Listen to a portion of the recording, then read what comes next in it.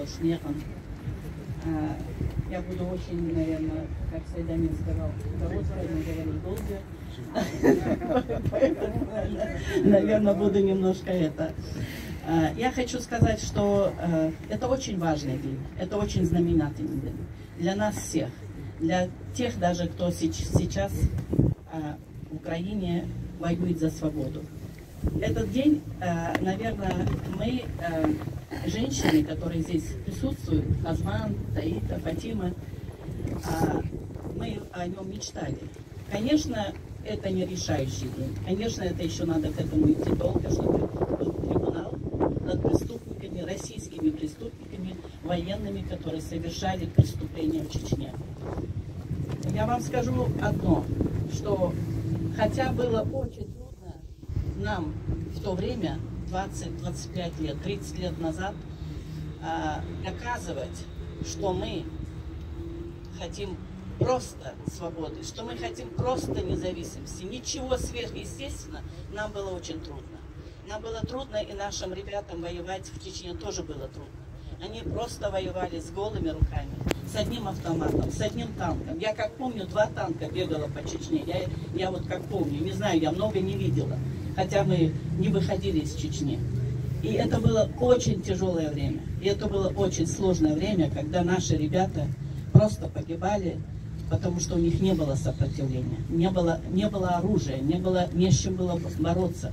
Но, тем не менее, вы знаете все, мир доказал, что маленькая Чечня выиграла войну в 150 миллионов России. Выиграла войну. То, что мы не удержали этот мир, это уже другое дело.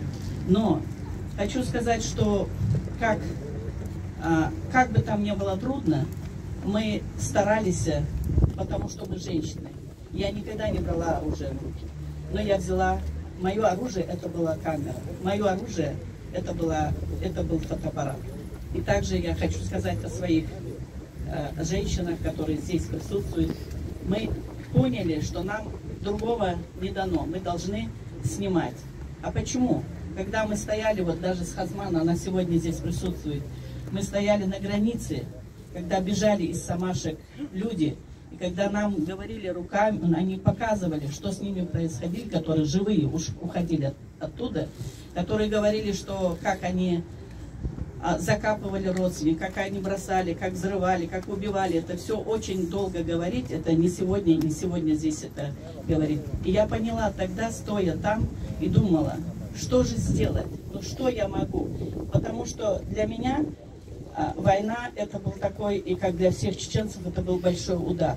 Но так как я родилась в депортации, так как я выросла в депортации, так как я слышала, как тихо шепотом мои родители говорили о Хайбах, потому что я родом из Хайбах, говорили о убийствах, о умерших там своих родственников. Я даже однажды вышла маленьким ребенком, вышла и сказала, что вы знаете, мои родители, по-моему, с ума сошли. Моим русским, там, немецким, кто был тогда моими друзьями, сказала.